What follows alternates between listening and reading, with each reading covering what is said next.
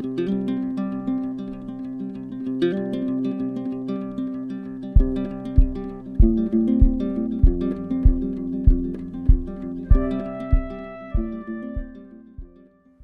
my name is Caren Stelson, and I'm here to share A Bowl Full of Peace, a new picture book published by Carolrhoda Books, Lerner Publishing Group, and it just came out in the beginning of August, so it's brand new.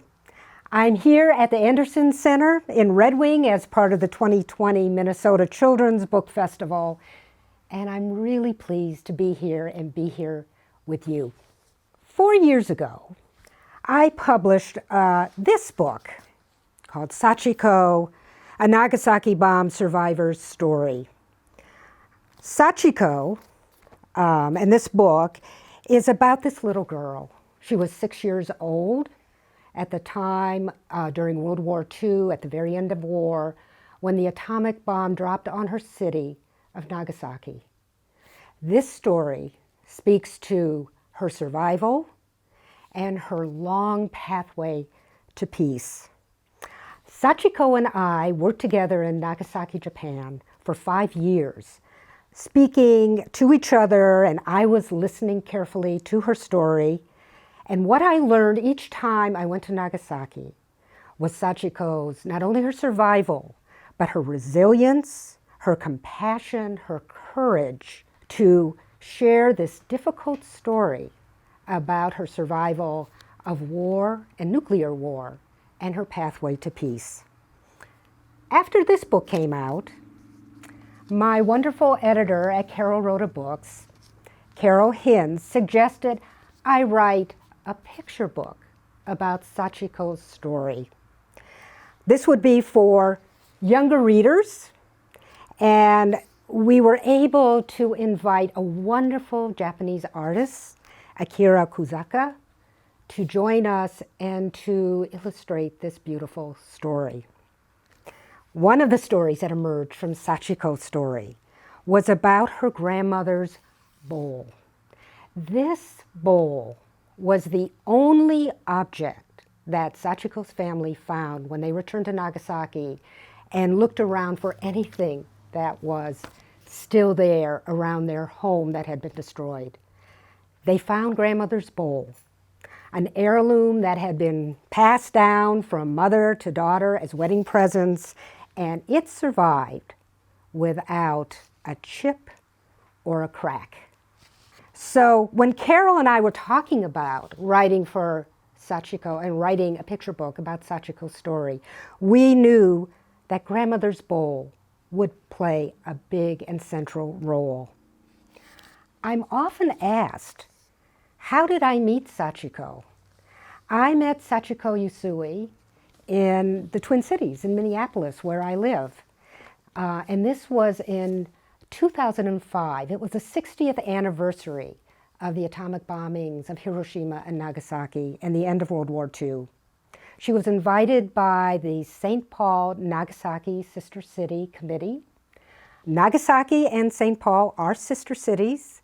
They became sister cities in 1955, which is the longest sister city relationship between an American city and an Asian city, a very special relationship. And Sachiko came in 2005, 15 years ago, to tell her story to us. When I first heard Sachiko's story, I could not shake it.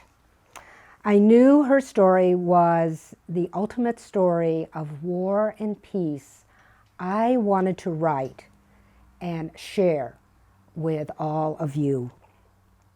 Before I read A Bowl Full of Peace, I want you to know that this story takes place at the end of World War II, 75 years ago this month. So the adults listening, you know that World War II is a very complicated war. More than 60 million people died in this war. Millions of people were left homeless, were left starving, were left as refugees.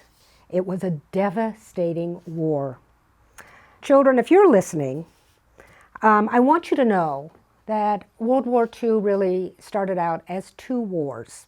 The war in Asia, starting around 1937, when Japan invaded China and began their march to creating an Asian empire. And in 1939, when Germany invaded Poland, Europe exploded into war. So two wars. In 1941, and you may know this, Japan attacked Pearl Harbor in a surprise attack in Hawaii, where the U.S. had its Pacific Fleet of battleships, and that brought the United States into war, and it became one huge war.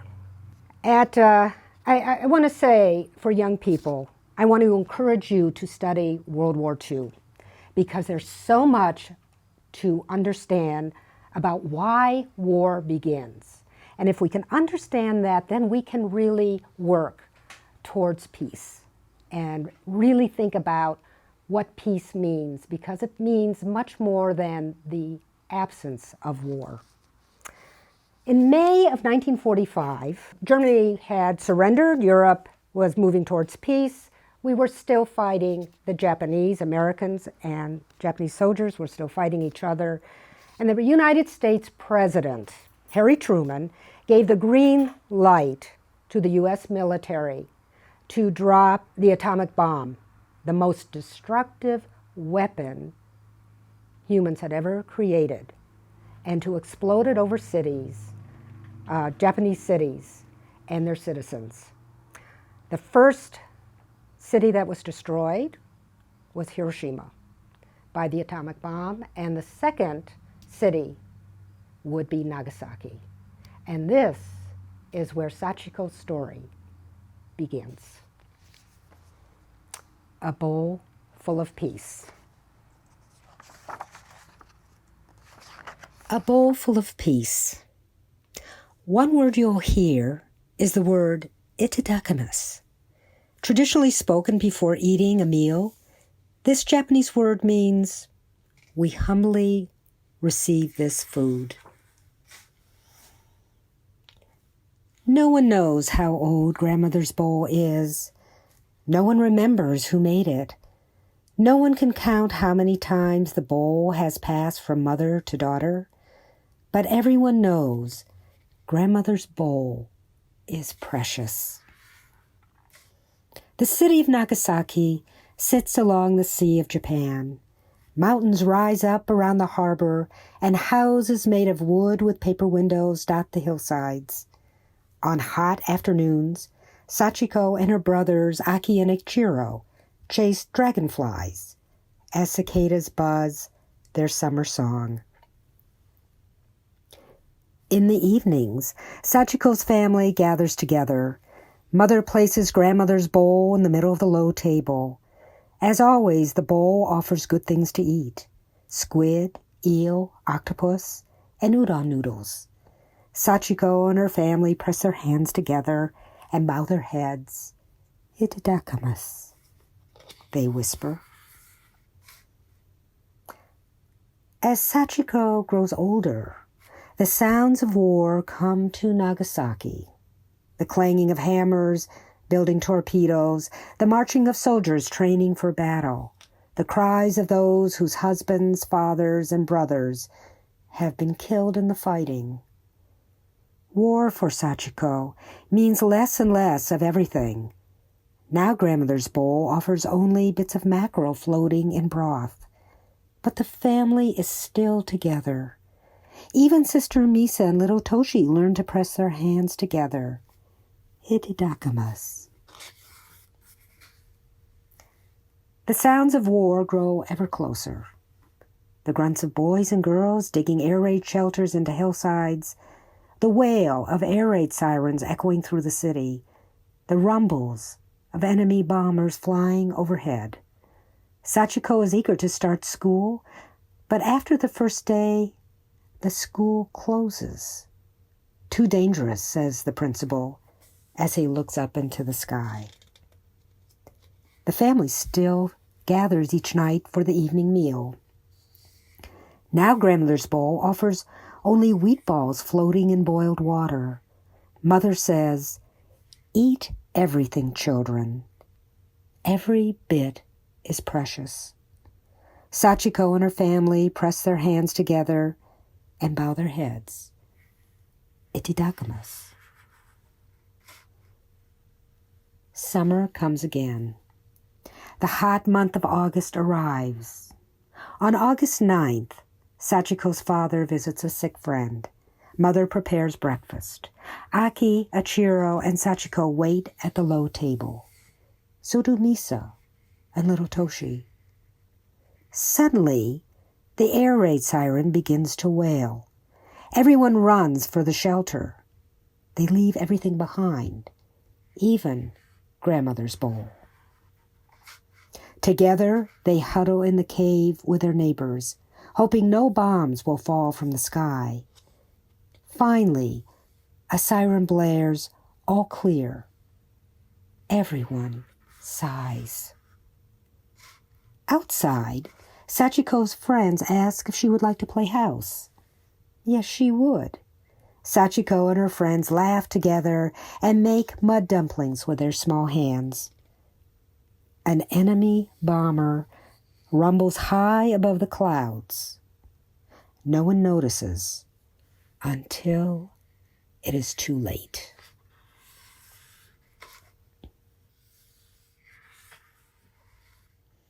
Sachiko looks around her. What happened?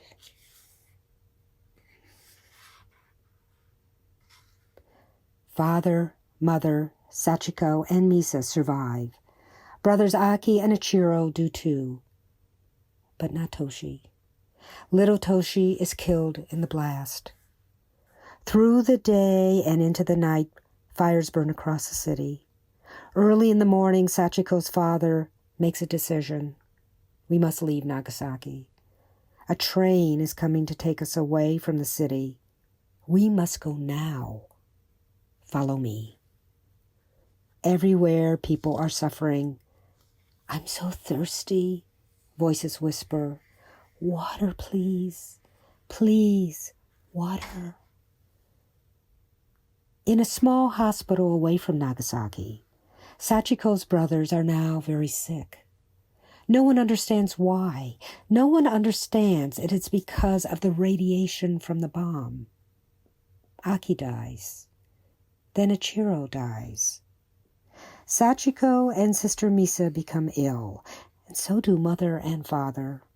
Ice chips help soothe their burning throats, but nothing can stop the pain.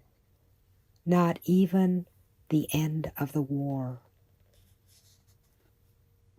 2 years pass before Sachiko's family returns to Nagasaki. Sachiko's father digs through the rubble that was once their home. Something glimmers in the dust.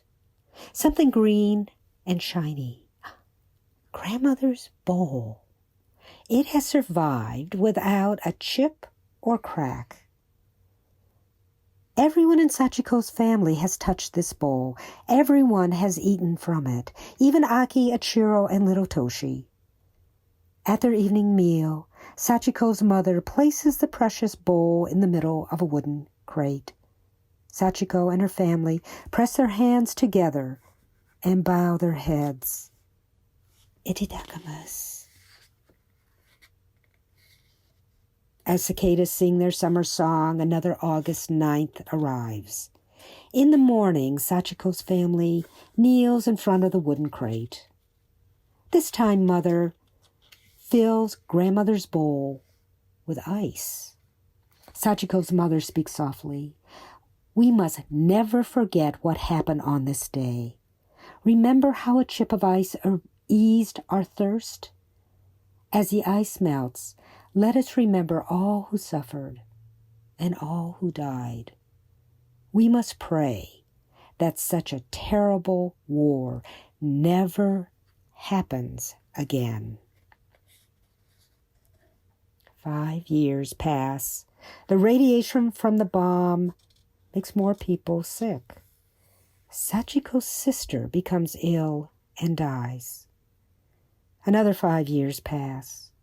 Sachiko's father becomes ill and dies.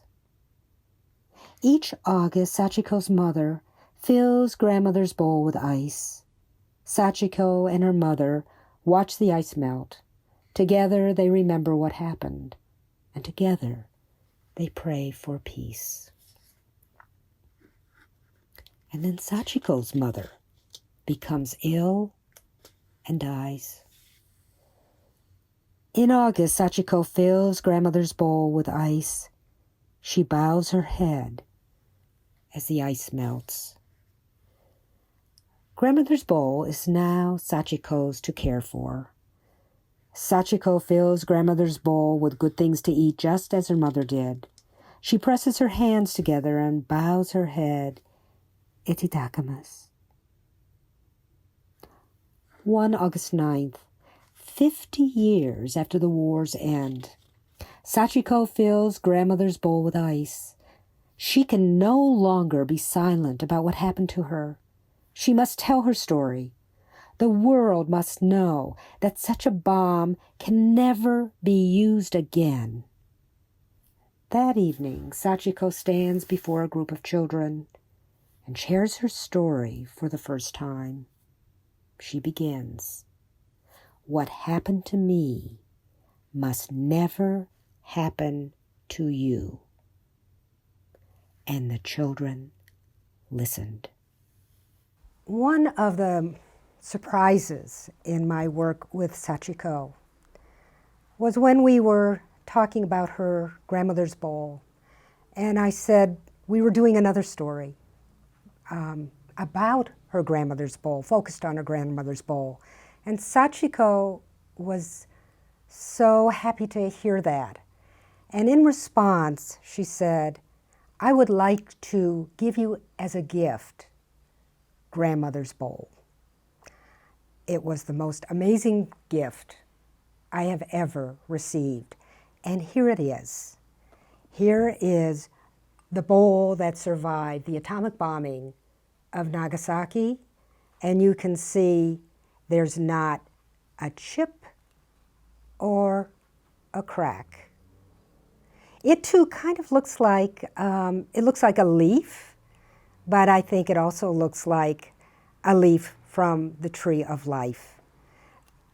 This is what it looks on the underside. I was told by a potter who knows a lot about ceramics that if I were to take a chip off of this bowl, which I would never do, but he said if there were a chip, I could take it and have a mineral analysis, and I could find the exact clay pit where this bowl, where the clay was taken in Nagasaki. I could trace the whole history of this bowl, of grandmother's bowl. It is a very special bowl, and I will always treasure it and always thank Sachiko. And of course, I will always remember Sachiko because her story and my friendship with her has changed my life. I sent a photo of grandmother's bowl to Akira Kusaka, our Japanese illustrator, our artist for our Bowl Full of Peace. You know, a picture book is a work of art. It's both a combination of the writer and the illustrator, and we have to work very closely together. So I wanted Akira to see what the bowl actually looked like so he could illustrate it. I want to introduce you to Akira Kusaka and how he imagined illustrating Sachiko's difficult story. When you see his interview, you'll be surprised because even though the illustrations look like watercolor, actually his canvas is a blank computer screen. So you'll be quite surprised to see how he actually drew these wonderful pictures. So I introduce you to Akira Kusaka. Hello, I'm Akira Kusaka, the illustrator for A Bowl Full of Peace. I will try to express the difficult time I had drawing the illustrations for this picture book. To tell you the truth, when I was asked to draw illustrations for this story, I was perplexed. I belong to a generation that hasn't seen war. I haven't experienced war, so I was very anxious. Could my drawings really convey what happened to Sachiko in A Bowl Full of Peace? To be honest, I was afraid my chest would hurt. My feelings would jumble up, and those feelings would become so painful that I might not be able to complete the illustrations. Perhaps that's why I had been avoiding drawing about war without noticing. However, this time, I thought it would be a good opportunity to learn about war, and I decided to agree to the challenge. Before I began illustrating, I went to the library and collected resources about war and the atomic bombs. I studied a lot. After that, I visited the city of Nagasaki, which is the location of this picture book, and went to the Atomic Bomb Museum and the Hypo Center. I walked around Nagasaki, wondering what it was like back then. I couldn't meet Sachiko, but I met Professor Miyanishi of Nagasaki University and learned about her by talking with him. Based on all those materials and what I learned, I began to imagine the book's illustrations. I thought, it's a picture book, so the first thing I should remember is that my illustrations are for children. The most difficult part of illustrating was to keep the balance, to continually remind myself the book was for children. そのバランスがとても難しくて一番考えました。What I valued most were the emotions. I did my best to help readers feel what the characters at that time were feeling. By carefully choosing colors of the background and drawing people in silhouette, I could express their shifting feelings during the war.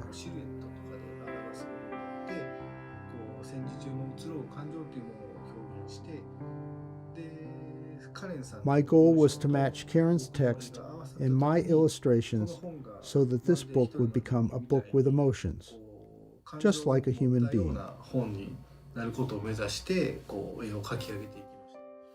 In this book, there's a scene where Sachiko receives ice chips to cool her burning mouth.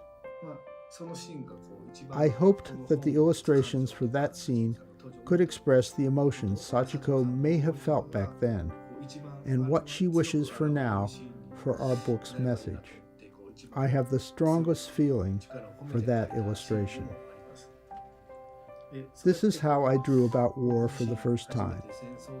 I had a hard time looking through the documents about war. I felt as if I were living during the war while drawing.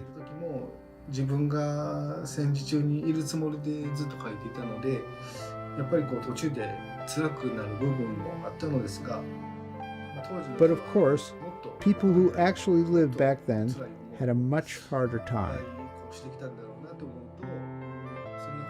That encouraged me to feel strong, that I should be strong and not give up. This book conveys the distress and pain of war. But at the same time, I learned a lot about overcoming hardships and finding courage to confront difficulties.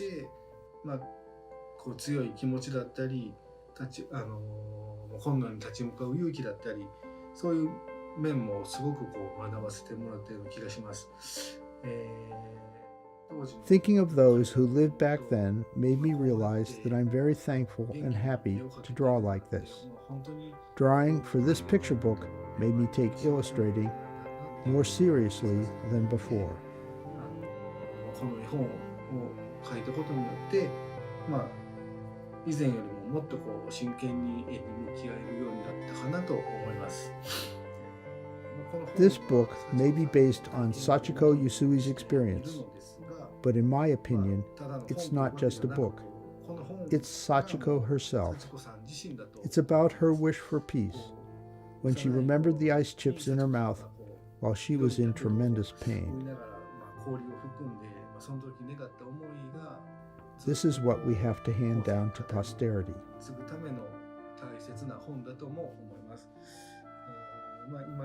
Unfortunately, war still happens, and nuclear weapons are still a threat, even now. But I hope this story will give you a chance to think about peace, and that Sachiko's wish for peace can be passed down to you and your descendants. 僕の後にも続く世代にも伝わることを願っています。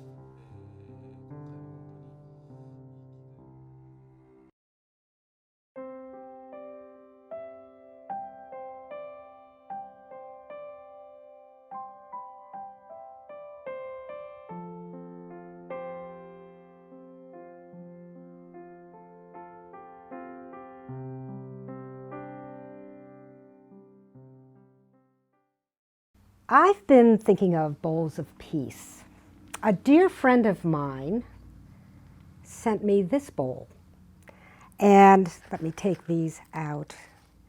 And actually, if you could see, this bowl has a tree of life in this bowl. And I was thinking of Sachiko's grandmother's bowl.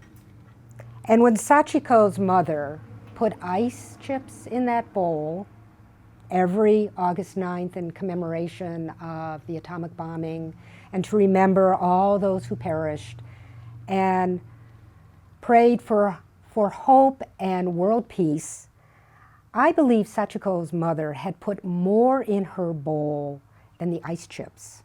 I think she placed resilience, love, empathy, compassion, peace into that grandmother's bowl. And all of that helps Sachiko not only to survive, but find the resilience to find her pathway to peace. So I look at this bowl and I think we all need a bowl of peace. All of the adults, all kids, all teachers need a bowl full of peace in the middle of your table, or in the middle of a classroom, or in the middle of a Zoom screen. And I wonder what you would put in your bowl of peace. We are going through very difficult times right now with this worldwide pandemic. We also need compassion in our bowl, resilience in our bowl, love in our bowl, and peace in our bowl. My friend also folded these beautiful origami cranes as a symbol of long life and peace.